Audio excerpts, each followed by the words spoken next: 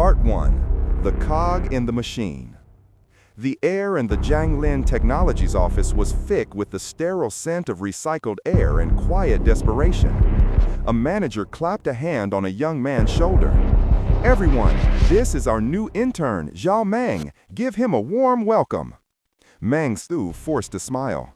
"Hi everyone, I'm Meng Su." He was fresh out of college, his head filled with dreams. "The company may be small, but it has everything," the boss had said during his interview. "We share hardship and prosperity together." Meng Su had believed it.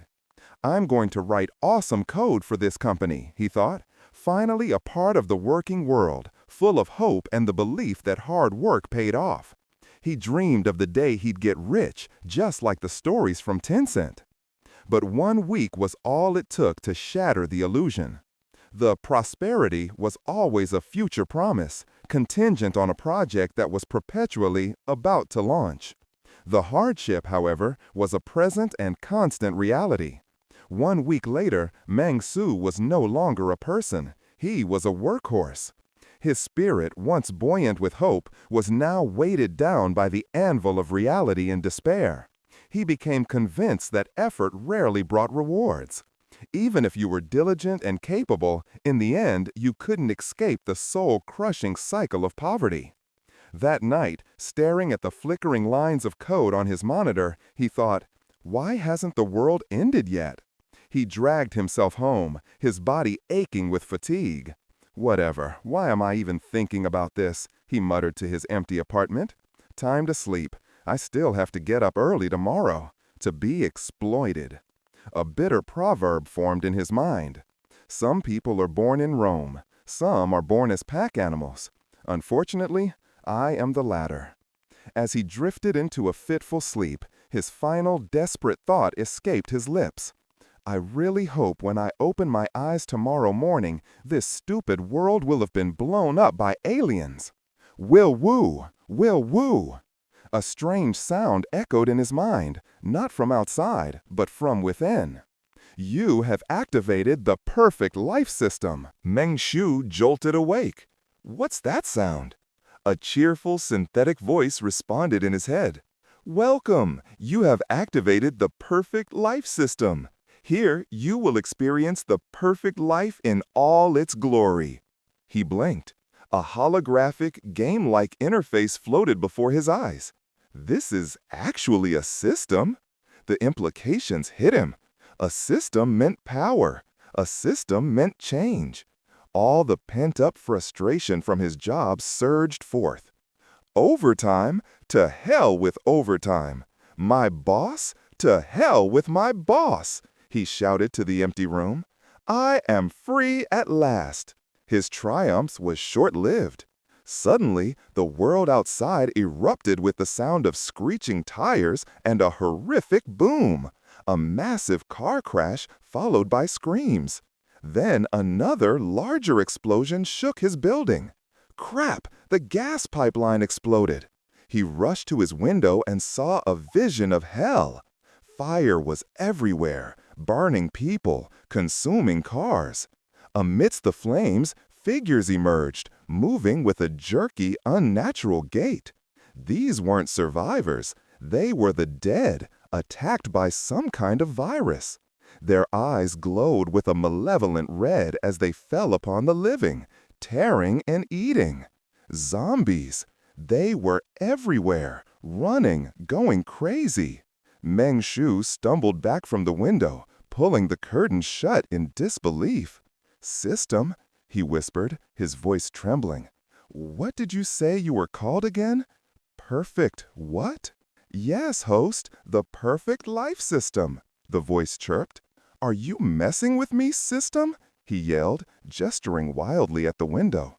"It looks like the apocalypse out there." A sudden frantic pounding came from his office's main glass door. He turned, a grimace of fear and irony on his face. A young woman was slamming her hands against the glass, her eyes wide with terror. A memory flickered in Meng Su's mind. "Isn't that the niece of the boss from the company next door? What's her name again? Chi Wei? I saw her in the same elevator after work once. She's pretty cute. The thought was cut off as her pounding grew more desperate. Forget I said anything, he muttered to himself. She was just another problem. But the system had other plans. A new message popped up in his vision. A perfect day starts with striking up a conversation. Do you see that beautiful woman over there? Go talk to her and you will have a perfect encounter.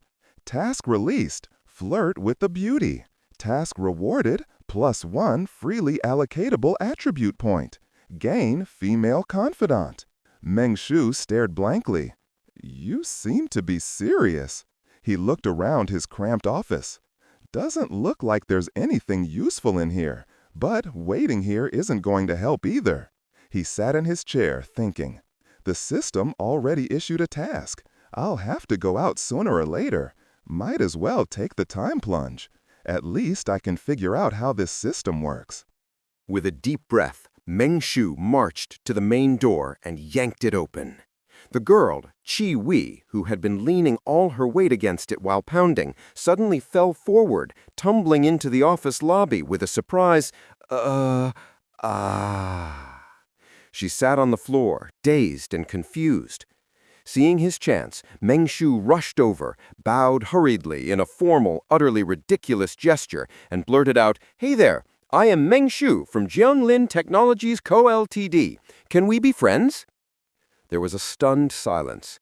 Chi Wei just stared, processing the sheer absurdity of the situation. "If you don't say anything, then I will take it as a yes," Meng Shu declared. Then, without another word, he turned, ran back into his office, and slammed the door shut, locking it. What just happened? Chi Wei thought, still sitting on the floor in shock.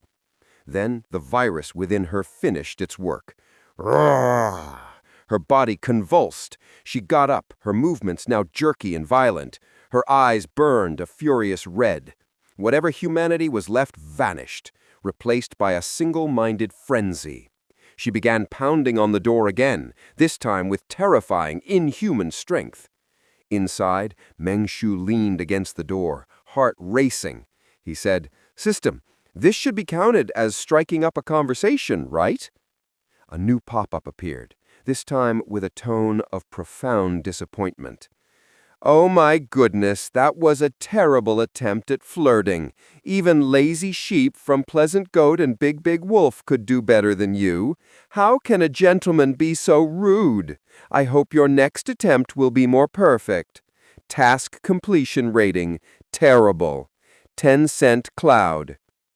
Meng Shu stared, then slowly raised his middle finger at the holographic screen. "There are task ratings, too?" Yet another notification dinged. "You have received rewards. 1 freely allocable attribute point. Chi Wei's favorability toward you +10. He stood up straight. "Oh, right, her name is Chi Wei." But his excitement faded.